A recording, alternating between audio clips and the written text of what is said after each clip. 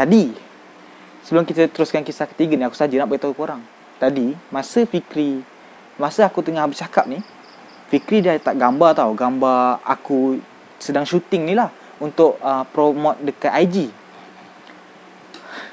Tapi yang agak aku tiba-tiba rasa macam menakutkan sikit lah, mood kamera Fikri tu, waktu dia tengah tak gambar tu, mood kamera Fikri bertukar daripada potret jadi grup foto tau. Masalahnya sekarang aku sorang-sorang tu.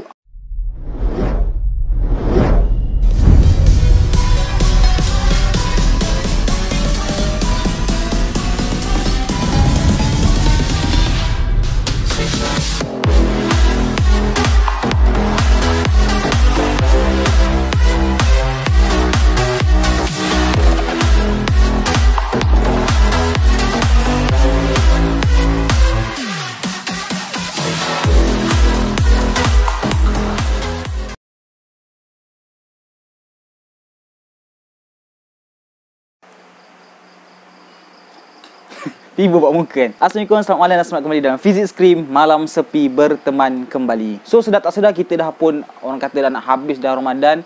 So maybe lepas ni akan ada kompilasi untuk raya pula, InsyaAllah korang nantikan. Cuma minggu ni kita tak adalah apa-apa sangat nak update. Cumanya untuk minggu ni aku tengah seronok gila sebab baru habis satu TV siri yang aku rasa korang pun tahu tajuk dia apa.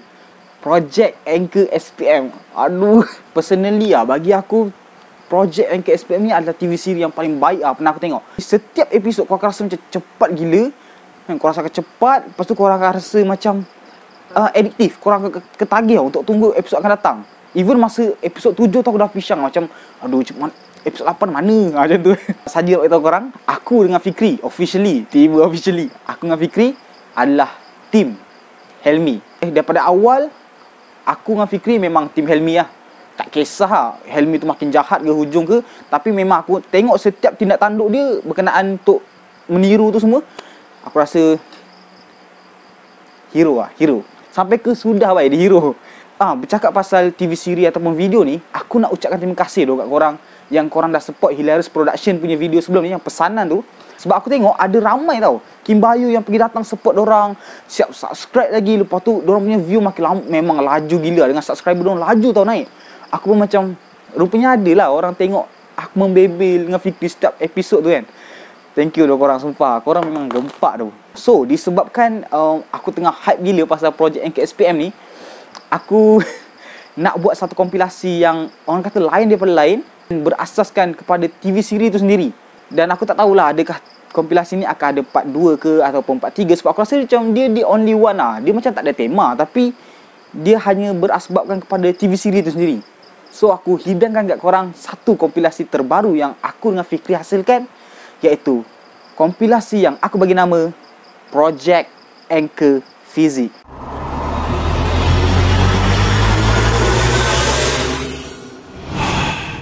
So untuk kompilasi Project Anchor Fizik ni, kenapa dinamakan Project Anchor Fizik? Sebab kisah malam ni, ketiga-tiga jalan cerita tu, dia ada satu projek yang diorang buat sampai diorang kena ganggu tau. Dan anchor tu sendiri maksud dia adalah seram, macam puaka, like something like that lah. Dan kenapa diletakkan fizik? Of course lah sebab Fizik Scream kan. Dan ironi dia, ketiga-tiga kisah malam ni adalah kiriman Kim Bayu. So orang kata aku tak boleh nak tambah nama lah daripada yang korang request, sebab ketiga-tiga ni dah ada nama dia yang tersendiri, which is orang yang kirim, Kim Bayu yang kirim kat kita orang tu dah memang letakkan nama. So kita orang kena appreciate dan ikut nama sebenar tu lah. Okay, so jom kita teruskan dengan kisah pertama malam ni, yang aku bagi nama Project Video Puaka.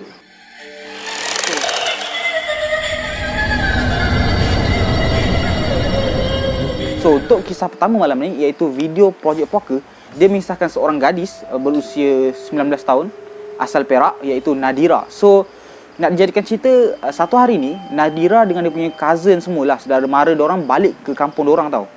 Which is kampung diorang ni, kalau korang boleh bayangkan, adalah satu rumah yang bawah dia kayu, rumah kayu, dan atas tu baru ada bilik. Macam tu. Dia kata dekat bahagian atas rumah dia ada satu kawasan tau, kawasan yang kosong. Which is maybe kat situ tak ada katil, kat situ tak ada perabot. Dia memang ada satu ruang khas direka memang untuk dikosongkan.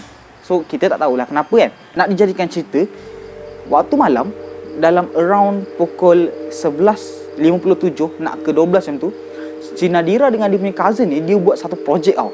Projek yang aku tahulah, aku dapat feel yang bila kau dengan cousin atau saudara mara korang yang jarang gila jumpa, sekali jumpa memang korang akan buat benda makar-makar. So si Nadira ni, dia malam tu dia hasilkan satu projek, iaitu projek nak rakam video tau. Rakam video saja dengan cousin-cousin dia lah. Cumanya aku terfikir yang sekarang pukul 11 lebih, dalam ke 12 macam tu, which is semua keluarga dia kata dah tidur, kecuali budak-budak ni. So kalau lah apa berjadi, so macam mana dengan budak-budak ni kan? Dah lah budak-budak jenis yang senang nak kena ganggu semua. So diorang kata waktu tu diorang tengah record dekat dapur. Kalau korang boleh bayangkan, rumah dia tu ada 2 tingkat, atas kayu, bawah batu. So dekat bawah ni dia ada satu tangga yang menghubungkan dapur dengan bahagian atas. Okay, so bila dekat bahagian bawah ni, diorang pun main record lah kat dapur kan. Pusing record tu macam, Nadira kau nak buat apa-apa tak? Tak ada apa-apa pun, bosan lah. Lepas tu diorang record, teruskan record. Sampailah dia sampai dekat kawasan tangga yang menghubungkan rumah batu bahagian bawah dengan kayu bahagian atas. So dekat bahagian depan tangga tu, diorang sedang duduk berhadapan dengan tangga tau, which is diorang sedang menghadap ke arah bahagian rumah atas yang tengah gelap gila. Dia kata waktu dia menghadap ke arah pintu tu, diorang sedang nak record lah bahagian atas apa jadi kan. Maybe waktu tu diorang dah macam, Nadira cepatlah kita naik atas lah, gelap sikit, maybe kita boleh rakam macam-macam kan. Diorang terdengar ada satu bunyi orang mengilai daripada tingkat atas, which is si Nadira ni kata kat rumah diorang, tingkat atas tu tak ada orang langsung tau. Dekat atas tu diorang dah tukar jadi bahagian ampayan. Kalau diorang nak tidur, saudara mara datang ke rumah tu, diorang akan tidur kat bawah, rumah bawah.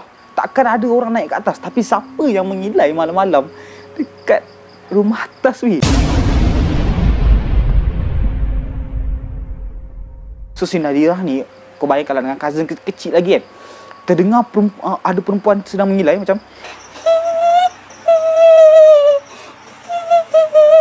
Lepas tu si Nadira ni macam nak teruskan ke tak kan? Nak teruskan record. Okey, tak apa. Diorang stop. Diorang pergi cari mak ayah diorang. Lepas tu diorang sembang macam, Mak, tadi kita orang kan ada dengar ada orang mengilai kat tingkat atas. Kau ingat mak kau nak support ke kau buat macam tu kan? Memang kena marah dengan cousin-cousin ni macam, kenapa tak tidur lagi? Tak nak merepek boleh tak? Tengah malam ni, rumah kampung semua. Kau kena tangkap ngantuk tu, pergi.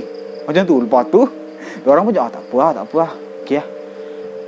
Malam tu berakhir macam tu je. Diorang tak dapat record apa-apa.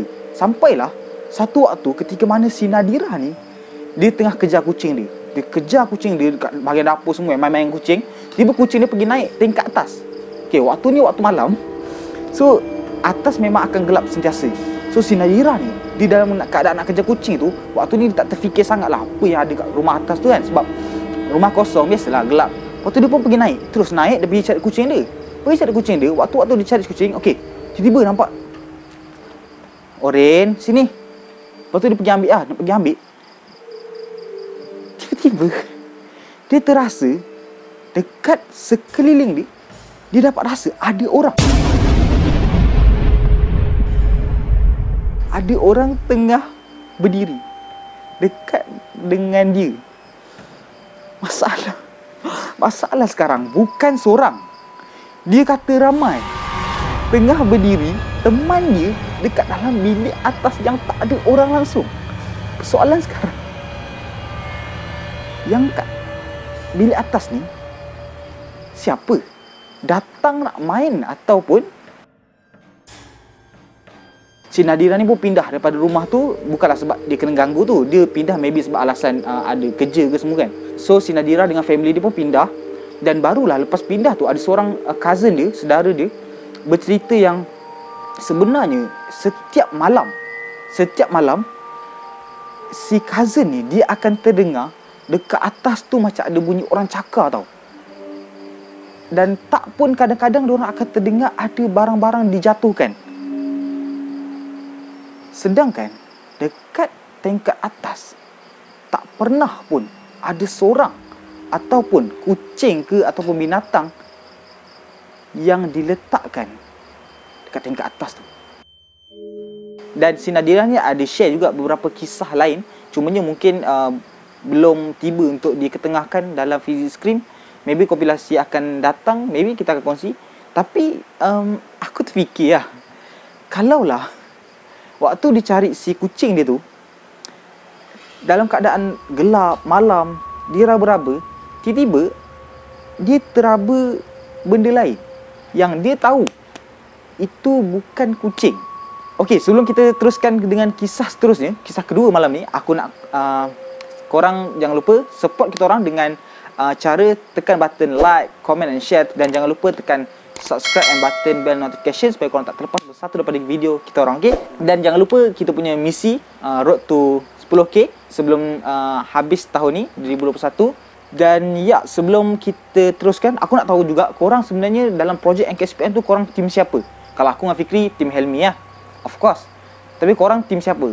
Tim Aizat ke, Aida ke, Jaja ke? Jaja comel tu, Jaja comel. Ataupun Botol. So aku just nak tanyalah kan. Bukan aku nak bagi kontes ke apa, cuma aku rasa macam antara Kim Bayo ni korang sebenarnya minat siapa? So kita teruskan dengan kisah kedua malam ni. Sebuah kisah yang tak sangka lah pula projek ni boleh tiba-tiba jadi seseram ni kan. Sebab dia projek keagamaan. Jom kita selami sebuah kisah yang dikongsi oleh Kim Bayo dengan sebuah tajuk yang aku bagi nama Projek Jemaah Tabligh.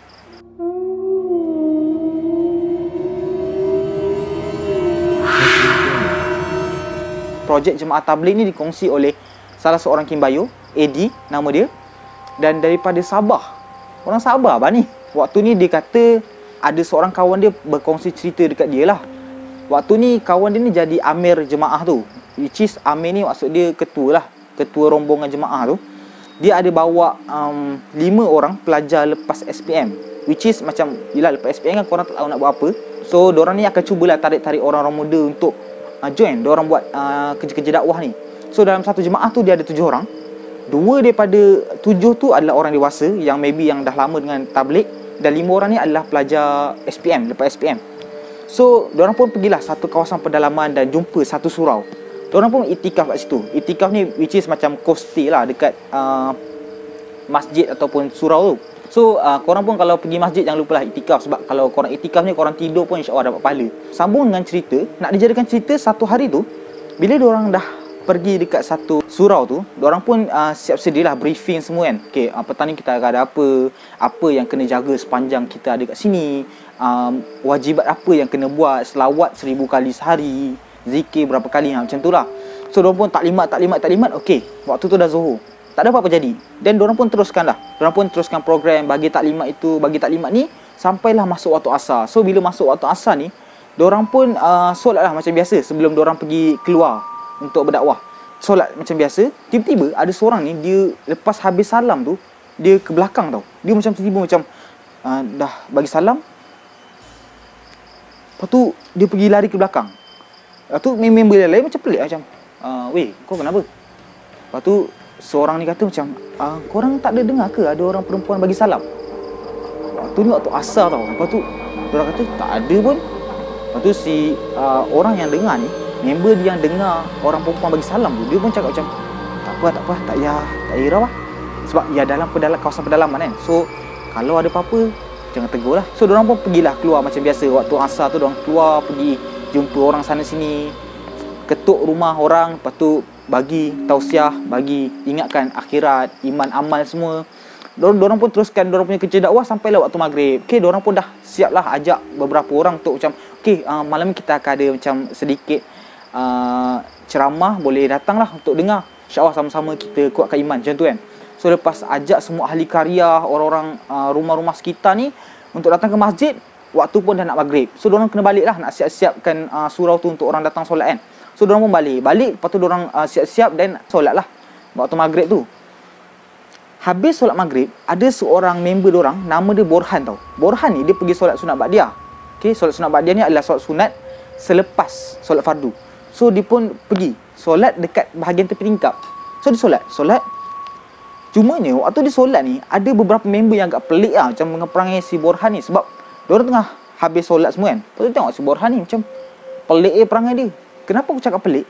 Sebab si Borhan ni, dia macam ni. Korang dah bayangkan tak dia macam ni? Dia tengah kiam tau. Lepas tu mata dia pandang ke tingkap macam ni.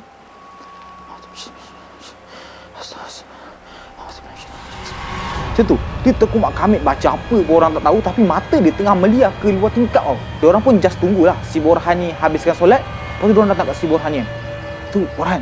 Borhan siap. Lepas tu Borhan macam pergi. Lepas tu diorang pun sembang-sembang sekejap macam kau kenapa tadi? Aku nampak macam menggelabah kat tepi tingkap tu. Lepas tu si Borhan ni kata, Aku macam tak sedar hati aduh. Aku tadi solat. Aku tengah solat, lepas tu ada seorang perempuan, dia baju putih tengah intai aku daripada tingkap.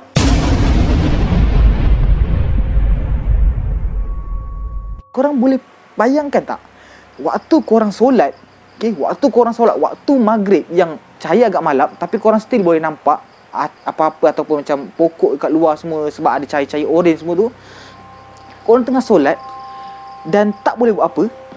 Tiba-tiba dekat tepi tingkap korang nampak ada satu perempuan tengah cekup muka macam ni. Si Borhan ni macam dah cuak lah. Dia habis disembang kawan-kawan dia yang dia nampak benda tu.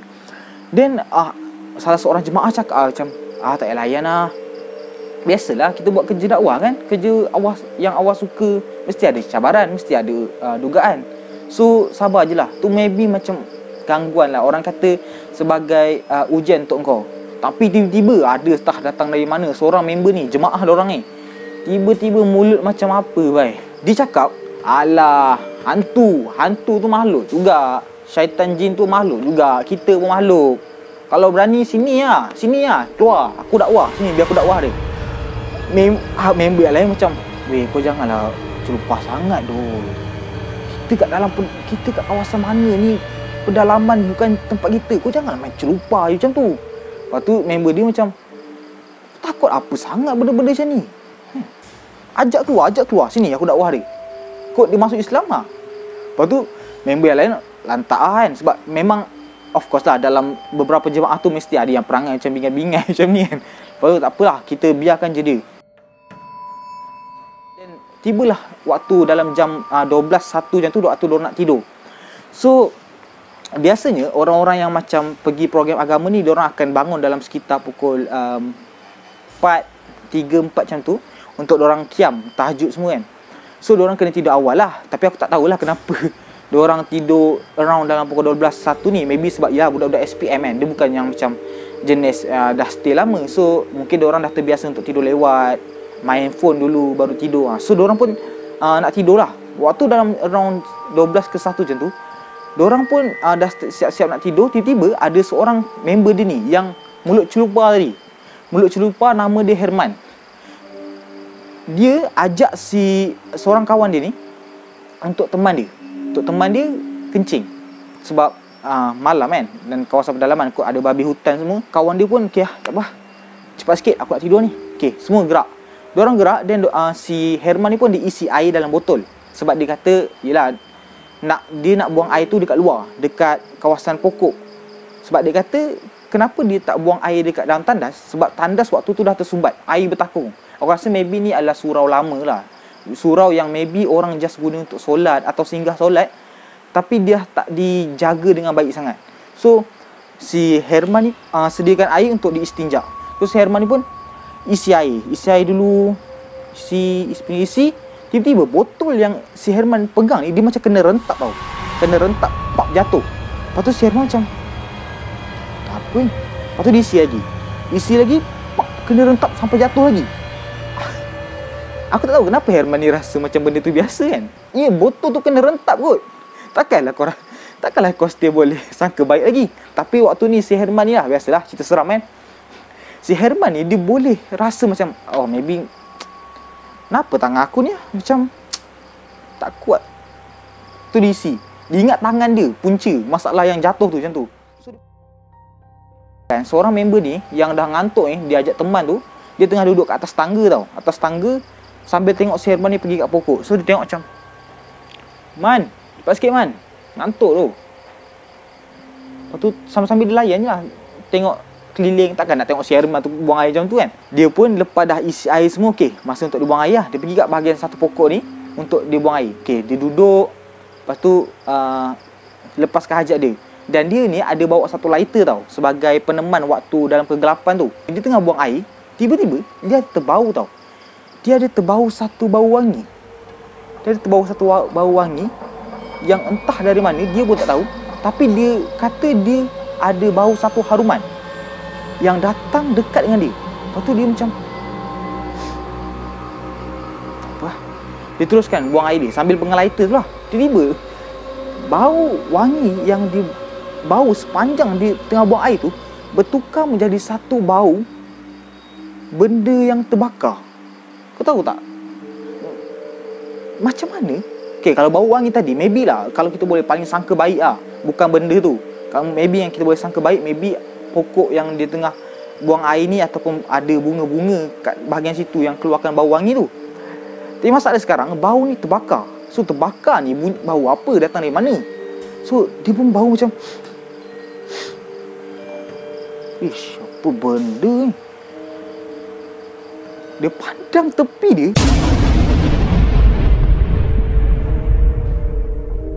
Bayangkan ada satu perempuan tengah macam ni, rambut dia jatuh, tengah pandang si Herman ni buang air. Tengah pandang si Herman ni buang air. Dan yang terbakar tu rambut si Kak Ponti ni. Rambut dia yang tengah terbakar tu. Aku tak tahu macam mana Herman waktu tu, yang dia boleh tengah-tengah buang air, terpandang seorang perempuan yang tengah senyum macam ni. Pandang dia, dan rambut dia tengah terbakar waktu tu. Yang lepas tu si Herman ni apa lagi, macam memang cabut lah. Dia cabut, dia pergi jumpa dekat si member dia yang tunggu kat tangga tadi. Lepas tu macam, cepat masuk. Lepas tu semua masuk. Lepas tu si Herman dah jadi tak tentu hala lah. Si Herman ni jadi tak tentu hala lah. Dia macam dah macam, cepat, tolonglah, saya nak balik, tolonglah, hantar saya balik. Lepas tu yang member lain macam, mana boleh balik, sekarang tengah malam, bas semua apa tak ada, kena tunggu esok baru kita pindah lah kat tempat lain ke apa. Lepas tu macam, tak boleh, malam ni juga saya tak, saya tak nak pergi sini. Lepas tu yang jemaah lain macam dah tak boleh buat apa lah, tapi kena pujuk lah, takkan nak biar dia lari masuk hutan ke sebab tak nak duduk sini kan. Dia pujuk, tak apa, Allah dengan kita, sabar. Lepas tu yang dia kejutkan jemaah yang lain untuk baca Yasin malam tu sebagai peninding. So si Herman pun dah cool down sikit. Diorang pun last kali solat subuh, dan diorang pun sarapan. Lepas sarapan baru diorang bergerak ke surau lain untuk diorang itikaf lah. Sampai dekat surau lain, si member dia yang teman si Herman malam tu, dia buka cerita tau. Dia kata, Man, sorry lah, aku malam tadi bukan tak nak bagi tahu tu, cuma aku pun tak tahu macam mana boleh jadi macam ni. Lepas tu si Herman kata, macam mana kau minta maaf kenapa ni? Lepas tu si member dia ni cakap macam, semalam masa kau tengah buang air tu, aku ada nampak lah seorang perempuan ni, baju putih, rambut panjang. Daripada jauh aku nampak dia tengah jalan slow berjalan ke arah kau. Cuma waktu tu aku nak bagi tahu kau ada perempuan kat belakang kau. Cuma waktu tu tiba-tiba aku rasa macam badan aku kena kunci. Badan aku macam terkunci dan aku tak boleh nak bergerak. Tiba-tiba aku tahu-tahu je kau dah ada kat depan muka aku, ajak aku masuk. So kita pun sebenarnya jarang tahu yang rupa-rupanya orang-orang yang buat kerja dakwah, kerja baik-baik ni pun rupanya kena ganggu. Kita ingatkan macam orang-orang lalai, orang-orang yang macam tak rapat dengan Tuhan ni, dia je yang kena kacau kan. Rupa-rupanya orang-orang yang baik pun kena. And bercakap pasal gangguan lah, tadi sebelum kita teruskan kisah ketiga ni, aku saja nak beritahu korang. Tadi masa aku tengah bercakap ni, Fikri dah letak gambar tau, gambar aku sedang syuting ni lah untuk promote dekat IG. Tapi yang agak aku tiba-tiba rasa macam menakutkan sikit lah, mood kamera Fikri tu waktu dia tengah tak gambar tu, mood kamera Fikri bertukar daripada potret jadi grup foto tau. Masalahnya sekarang aku seorang-seorang tu, aku seorang je yang dekat depan ni. Macam mana boleh pula jadi mood bergambar ramai-ramai tu? Aku macam Ciok. Tapi tak apa lah. Takkanlah nak habis terkerat jalan ni kan. Tak apa, kita teruskan dengan kisah ketiga malam ni. Sebuah kisah yang tak kurang seram ni, iaitu sebuah kisah seram yang aku bagi nama Projek Kem Perkemahan.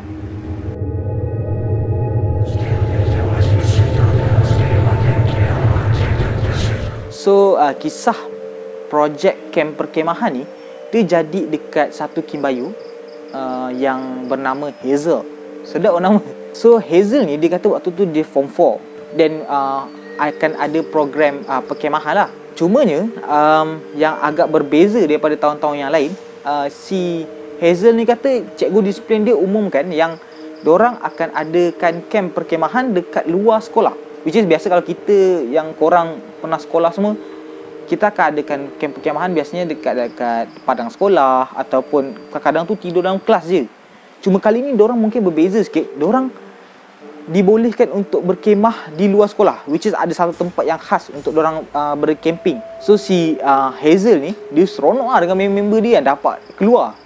Biasa dalam sekolah tiba satu hari boleh keluar. Apa lagi, memang riang gila ada orang.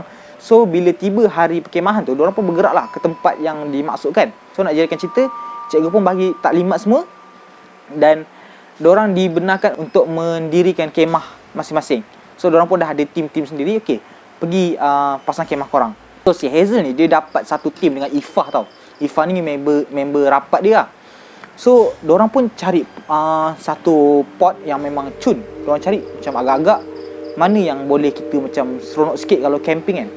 Dorang cek okey, ada satu pokok besar. So ada satu pokok besar, so dorang kata macam okey, kita pergi sana lah. Which is kalau malam hujan pun kita selamat, ataupun kalau siang pun kemah kita tak panas sangat. Okey, cun, dorang pun pasang kemah kat situ. Dorang pun pasang lah. Pasang. Okey, ada satu program dorang kena join, iaitu ice breaking.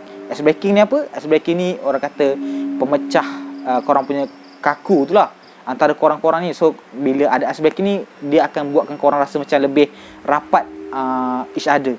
Habis daripada ice breaking, sesuai kenal semua, diorang pun baliklah ke kemah masing-masing kan, untuk siap-siap mandi semua. So bila diorang balik ke kemah diorang, si Hazel ni dia agak pelik. Sebab dia perasan member dia, Ifah ni, yang dikenali sebagai seorang yang sangat riang. Sebab dia kata masa ice breaking tu, si Ifah ni lah yang paling riang gila, antara yang paling riang lah. Sebab dia kata kat sana dengar suara dia, kat sini dengar suara dia, macam tu. Kau nak bayangkan tak, perempuan yang kalau memang mulut bising gila, memang kau akan dengar suara dia, pada jauh dengar suara dia. Tapi masalahnya bila diorang balik ke kemah tu, si Ifah ni dia jadi macam senyap. So si Hazel ni dia macam terfikir, like macam kenapa tiba-tiba si Ifah jadi macam ni? Dia ada benda yang mengganggu dia ke sampai dia jadi mungkin sedih, ataupun ada member cari gaduh ke kan? Lepas tu si Hazel ni pun tanyalah macam, Ifah, kau kenapa Ifah? Tadi masa ice breaking kau macam elok je, asal tiba je macam ni? Lepas tu Ifah ni macam diam je. Dia dalam posisi membelakangkan dorang. Dia duduk dalam kemah tau, membelakangkan si Hazel yang masuk daripada pintu kemah tu, dan tak menjawab sebarang soalan pun daripada si Hazel ni. So si Hazel ni macam tak apa lah. Diorang pun dah nak kena bersiap-siap untuk solat maghrib tau. Nak dijadikan cerita, sebelum dia pergi bilik air tu, okay, sebelum dia pergi mandi semua, dia ingatkan dia seorang je perasan Ifah ni jadi macam tu. Tapi rupa-rupanya si Hazel ni cakap abang kepada Ifah ni, iaitu kita bagi nama dia Irfan lah, Irfan. Rupanya si Irfan ni, abang Ifah ni pun perasan. Dan dia pergi tanya si Hazel ni macam, Dik, sekejap, asal Ifah je macam tu kau tahu ke? Ada orang gaduh dengan dia kan? Tu si Hazel ni kata, tak ada bang, cuma saya pun tak tahu kenapa tiba-tiba Ifah je macam tu. Tadi masa petang elok je, tapi tiba je macam ni. Tu si Irfan ni macam tak sedar hati kan, adik dia kan. Dia kenal adik dia, kenapa pula jadi macam ni? Lepas tu dia pergi dah jumpa si Irfan, tanya macam, Fah, kau kenapa Fah jawab Si Ifah bila didesak-desak tanya macam tu, si Ifah ni kau tahu dia buat apa? Dia senyum, babe. Kau bayangkan dalam posisi macam tengah membelakangkan korang, tiba-tiba si Ifah macam ni.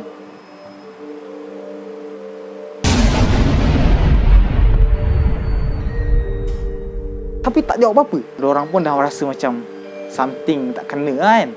Tapi still lah, mungkin waktu tu diorang tak terfikir lah yang benda ni berkaitan dengan gangguan makhluk halus tu lah. So diorang pun siap-siap lah mandi semua kan. Diorang siap-siap mandi. Kemudian si Hazel ni masuk dalam kemah dan dia nampak Ifah tu still dalam keadaan macam tu. So si Hazel kata, weh cepatlah siap-siap, kita nak pergi solat maghrib lah ni. Tapi kalau kau tak boleh solat, cikgu kata budak-budak yang cuti kena masuk dewan. Aku gerak dulu lah. Semua orang dah tunggu. Lepas tu dia pun bergeraklah ke surau. Dia teruskanlah program macam biasa. Solat isyak. Habis solat isyak, orang pun berzikir lah. Cumanya dia kata, biasalah budak-budak kadang-kadang kan susah nak kontrol. So memang riuh lah kadang-kadang kat luar. Lepas solat isyak tu ada budak-budak keluar macam tu kan. Masalahnya, waktu diorang tengah berzikir, which is dah habis solat isyak, tiba-tiba dia terdengar satu suara perempuan menjerit tau. Menjerit macam tu. Lepas si Hazel ni kata, ustaz kat situ, dia tak kisah. Dia macam lantak lah. Sebab dia ingat tu budak-budak lah buat bising. Macam dia tengah berzikir kan, tiba-tiba ada budak-budak yang jenis yang kaki lepak kat luar, tiba-tiba bising. Lantak korang lah. Tapi tiba-tiba diorang tengah berzikir tu, tiba ada seorang budak perempuan lari tau. Budak perempuan lari masuk ke surau tu. Tu dia kata, Fan, adik kau weh, adik kau. Lepas tu si Irfan ni macam, kenapa ni? Lepas tu ustaz pun dah macam panik macam, Aida, kenapa Aida? Lepas tu kata, ni adik si Irfan. Adik si Irfan, dia lari masuk hutan. Lepas tu member yang lain macam, serius lah? Lepas tu diarahkan semua pelajar untuk bergerak ke satu tempat supaya tak ganggu proses diorang nak keluar cari si Ifah ni. Dan Hazel ni punya semangat setia kawal lah. Dia pergi ajak seorang lagi member diorang untuk pergi cari, masuk hutan sekali. Diorang pun masuk hutan. Ustaz, lepas tu si Irfan dengan beberapa cikgu yang lain semua bergerak masuk hutan cari si Ifah ni. Masalahnya si Hazel dengan kawan ni, dia pergi cari tau dekat dalam hutan. Dia pergi cari. Masalahnya tiba-tiba diorang ni berdua terpisah. Seorang pergi ke arah lain, Hazel ni pergi ke arah lain. Sudah dalam hutan kan. Bila dah berpisah ni memang cuak seorang-seorang dalam hutan kan. Dalam proses pencarian tu, si Hazel ni kata dia ada terdengar satu perempuan ketawa mengilat. Dan dia kata memang dia yakin lah, memang dia rasa suara tu bukan manusia dah. Siapa yang nak gelak dalam hutan malam-malam? Dia pun dengar ada suara yang Lepas tu si Hazel macam dah tak jadi apa lah. Nak teruskan pencarian memang tak dapat dah. Dah dengar ada suara macam tu, takkan nak terus marah kan. So dia pun macam dah cuak. Tiba-tiba ada satu cikgu nampak dia. Lepas tu macam, awak sini, jangan gerak, sini. Lepas tu dia pun pergi dapatkan Hazel. Diorang pun bergerak sama-sama. Sedar tak sedar tiba-tiba dah 9.30 dan diorang pun dah penat untuk cari Ifah. So si abang Ifah ni, si Irfan ni macam dah menangis lah. Dia memang dah menangis macam, cikgu macam mana cikgu, tolong cari adik saya cikgu. Dalam tengah kelang kabut tu, tiba ada satu cikgu ni dijerit tau. Macam, weh kita orang dah jumpa. Lepas tu apa lagi, orang pun straight lah jumpa si cikgu tu. Dan memang betul, tu Ifah dan orang pergi bawa ke satu dewan. Diarahkan semua pelajar untuk baca doa pelindung. Dan waktu dalam dewan tu, si Ifah ni dia cuba nak lari masuk hutan balik. Cumanya dia kata, alhamdulillah ada beberapa pelajar yang dah siap sedia untuk tahan. Dan bila dia tahan tu, dia tangkap dan mulalah sesi rukiah dia. Ustaz ni pun baca. Masalahnya, si Ifah ni, waktu dia kena rasuk tu, dia jadi macam agresif gila tau. Kau tahu dia buat apa? Si Ifah ni, dia pergi ludah muka ustaz tu. Siapa dalam sejarah sekolah tu berani ludah muka ustaz tu? Dia pergi ludah muka ustaz tu. Lepas tu, ustaz ni pun macam sabar je lah. Lepas tu, boleh pula benda ni tanya macam, dia dah ludah kan? Marah ke?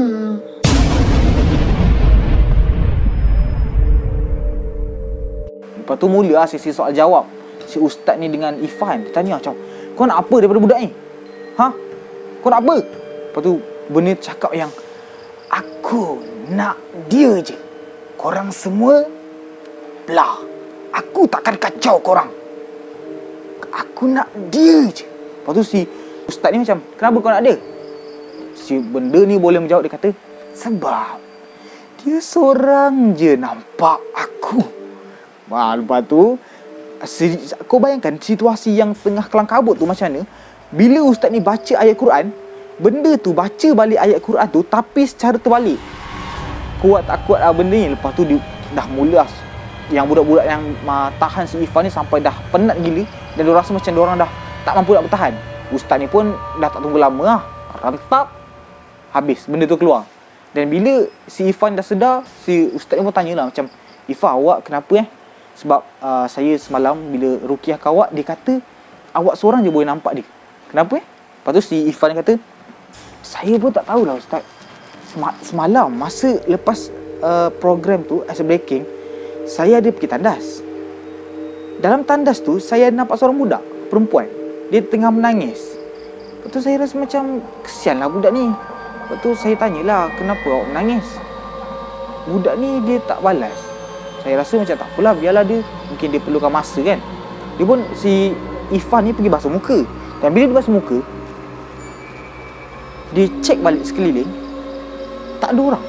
Melainkan dia seorang je, satu-satunya orang dalam tandas tu. Dan si Ifan ni kata dia tak tunggu lama, terus keluar daripada tandas tu. Dan maybe waktu dia keluar tu lah, benda tu terus masuk dalam badan dia. Sebab tu diorang kata bila petang tu, si Ifan dah jadi pendiam. Malam pula boleh pula masuk hutan. Dan sampai akhir malam tu, rupa-rupanya dia dah dirasuk dah pun. So siapalah yang sangka satu perkemahan yang dianggap akan menjadi satu kenangan manis, rupa-rupanya boleh bertukar satu kenangan yang sangat buruk untuk diorang. So sampai situ saja untuk kompilasi seram Projek Anchor Fizik ni. Okay, kalau korang yang belum tengok Projek Anchor SPM, korang boleh pergi tengok. Memang aku boleh kata tak menyesal lah. Dan kalau korang sudi, korang boleh pergi share video ni. Okay, dan korang boleh tag kita orang dekat story IG korang. Dan jangan lupa tag sekali. Maybe korang nak tag pelakon-pelakon daripada Projek Anchor SPM. Korang boleh tag sekali Projek Anchor SPM, kod-kod lah. Tiba-tiba diorang nampak macam, filem baru kan Projek Anchor Fizik ni kan. So sampai situ saja. Korang jangan lupa like, comment, share. Dan jangan lupa tekan subscribe and button bell notification supaya korang tak terlepas satu pun video daripada Fizik Scream. So sampai kita jumpa lagi dalam Projek Anchor Fizik Part 2. Kalau ada, aku tak tahulah kalau ada ke tak. Tapi aku harap Projek Anchor SPM akan ada Part 2. Tolonglah buat tu. So sampai jumpa lagi. Selamat berpuasa dan selamat beramal untuk 10 malam terakhir dan nak habis ni. Kamsahamnida, miane, annyeong, ciao.